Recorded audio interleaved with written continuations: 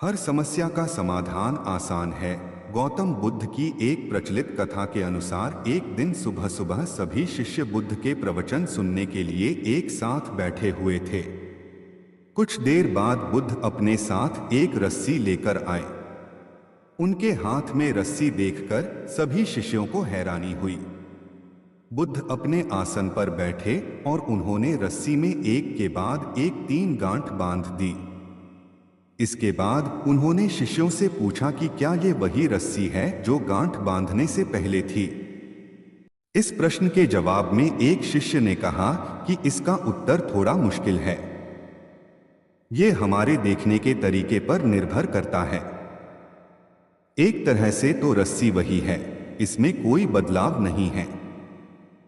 एक अन्य शिष्य ने कहा कि अब इसमें 3 गांठें लगी हुई हैं जो कि पहले रस्सी में नहीं थी। इसे बदला हुआ भी कह सकते हैं। कुछ शिष्यों ने कहा कि वास्तव में मूल रूप से रस्सी वही है, लेकिन बदली हुई दिख रही है, लेकिन इसका मूल स्वरूप बदला नहीं है।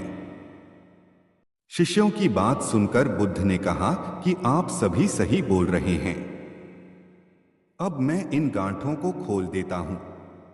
ये बोलकर बुद्ध रस्सी के दोनों सिरों को खींचने लगे। बुद्ध ने पूछा कि क्या इस प्रकार रस्सी की गांठें खुल जाएंगी?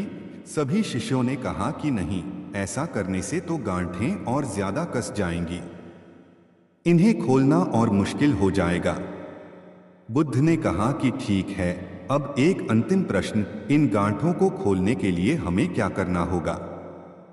बुद्ध की सीख, समस्या आने पर हम समस्या को समझे बिना ही उसका हाल यहाँ वहाँ खोजने लगते हैं और समस्या को और कठिन बना लेते हैं।